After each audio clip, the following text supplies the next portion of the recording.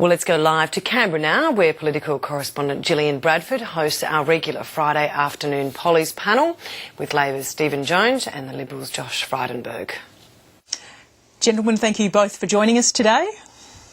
Well, Josh, the week began with a very mediocre poll for the government, but yet ended with the Liberal Party the story. And not just for the right reasons. Let's have a look at how the Liberals' week unfolded.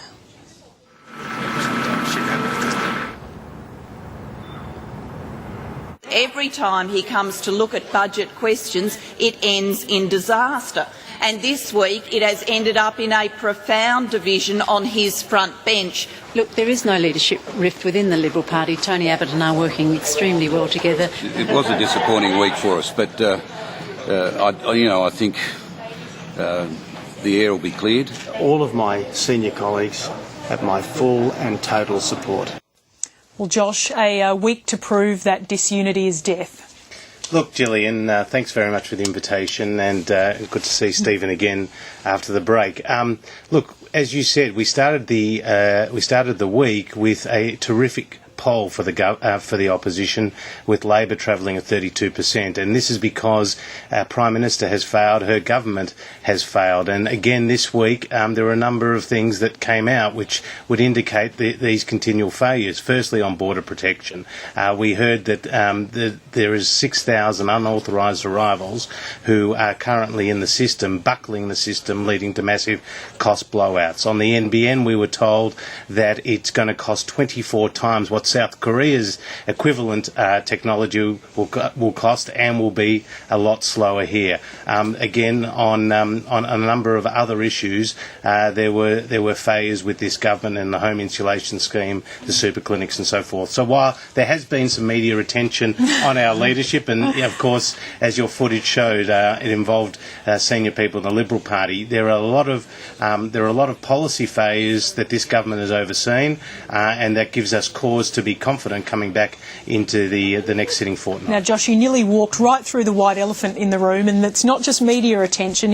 Why are there these tensions on the front bench? Is it because you're in opposition and you're 2.5 years away from government and it's hard to coalesce for a common cause? Look, I'd prefer to say, Gillian, look, as Tony Abbott says, everyone has his confidence. We are a team that has performed very well with Tony at the top and Julie as his deputy. The speculation around the cost cutting that we had to introduce because we don't want to go forward with a flood levy. Would you acknowledge it's been a disappointing week? Look, not necessarily, because I can point to all those issues that I mentioned before, and also on the youth allowance, there's a bill that has been brought forward by the Coalition's Fiona Nash in the Senate, which was passed in the Senate, much to the government's anger, and hopefully will now come to the House. So there are a lot of reasons, Gillian, for us to be confident coming back into another fortnight. Stephen, you'd be happy how Labor finished the week? I think it's been a good week for the Prime Minister and a good week for Labor, and it's not surprising that there were more red herrings from Josh there than the Sydney fish markets. He will talk about anything except the performance of his leader, and not surprising. Let's go through what's gone on over the last week. Well, first, he's on the wrong side of the flood levy, and that's a poll that Josh won't want to talk about, because the majority of Australians support fair, reasonable, responsible economic response to that disaster in Queensland.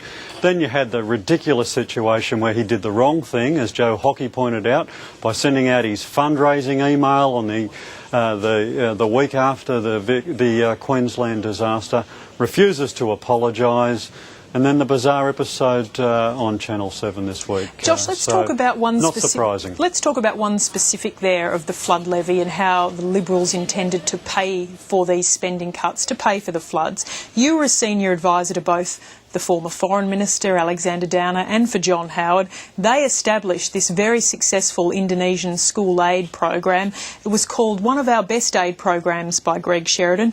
Do you wish there could have been another way to find this money? Look, Gillian, it's going to be very difficult to find budget cuts anywhere in the government's expenditure, and Tony Abbott acknowledges that. And so it involved difficult decisions, but there has been extreme damage in Queensland and in Victoria, and it needs to be paid for. And we're not prepared to do what the Labor Party does, which is every time they need to pay for something, they tax the mums and dads who are out there already struggling with higher cost of living expenses. Let me point out that for both Cyclone Larry and Cyclone Tracy, there was no equivalent levy, but this government, whether it's the mining tax, whether it's the carbon tax, whether it's an Alco-Pops tax, now it's a flood levy, is quick to reach into mum and dad's pocket to pay for it, rather than actually taking the hard decisions, the really hard decisions to cut spending. They have spending of more than $350 billion. To think that Julia Gillard could not find $1.8 billion of expenditure there to cut in order to avoid a flood levy shows that she hasn't got the willingness to and the wherewithal to lead. Stephen? 2 out of every $3 that are going to rebuilding Queensland, northern New South Wales and northern Victoria are coming from savings to the budget. A very modest impost on high and middle earning Australians. The average Australian with a taxable income over $50,000 will pay less than $1 a week for 1 year only. And that'll assist us to rebuild Queensland. Let's look at what's going on there. You've got over 70,000 kilometres of road alone that need to be rebuilt. Rail infrastructure, water infrastructure, sanitation. So it's a big job. We're getting on with the job of working with the Bligh government in Queensland to rebuild it. We'd like the Liberals to stop playing politics. And as for this ridiculous suggestion, I mean, Josh has done a good job in taking the ball up for his team, but I know that he couldn't support the proposal to axe that very well targeted funding to stamp out Islamist radicalism in schools in Indonesia. He worked for Alexander Downer when the program was put in place. He would know more about it than most people. It's working. And he should be doing his bit inside the party room to try and change his leader's mind on this. Thanks for that gratuitous advice there, Stephen. But I'm sure Kim Carr is not feeling too good about and he's actually made that clear about cutting various government programs in relation to the car industry, or your Environment Minister when it comes to cutting some of your green programs. Look, this is difficult. Josh, all this shows is that we are willing to take the hard decisions to find areas in the budget where we can make cuts. The levy, I mean, your party's hypocrisy on this is breathtaking. Right.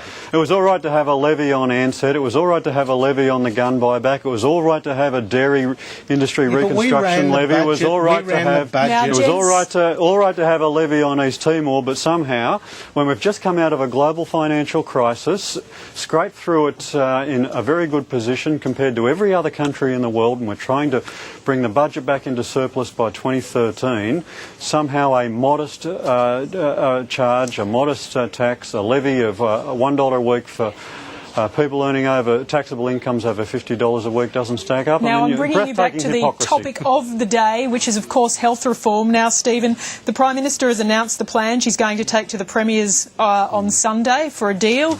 Now, a year ago, Kevin Rudd was telling us the health system couldn't be fixed without the Commonwealth taking it over, without it being the dominant funder. He says the blame game has to stop, the buck has to stop with us, there has to be a single dominant funder. So was that the truth, or is Julia Gillard's the new truth? Gillian, a couple of important points to make. Firstly, the package that the Prime Minister will take to COAG on Sunday stands on all the shoulders of all the hard work that Kevin Rudd has done.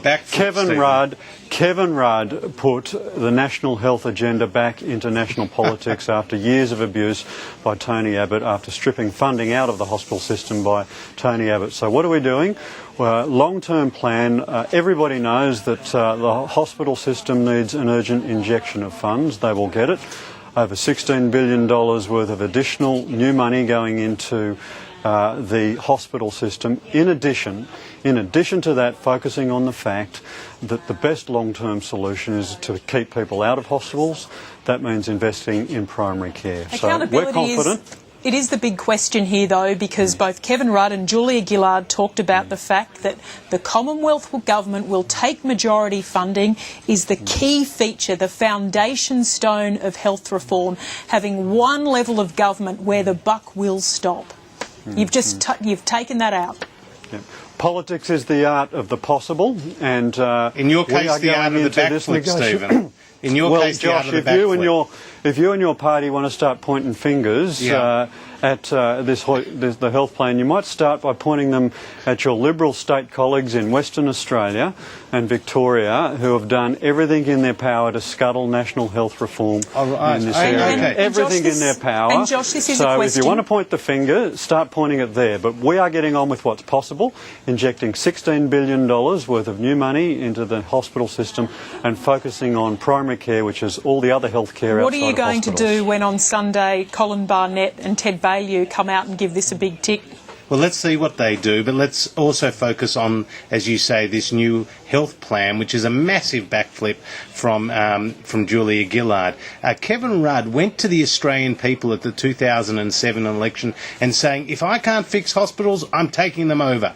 And so what happened in 2009? He introduced this new system, and he wasn't able to get even his Labor state colleagues to sign on. Now, Julia Gillard has backflipped entirely on her promise here. And so I just think, whether it's the Indonesian offshore processing centre or whether it's the Citizens Assembly or now the hospitals plan, we actually can't believe what Labor tells us they are going to do.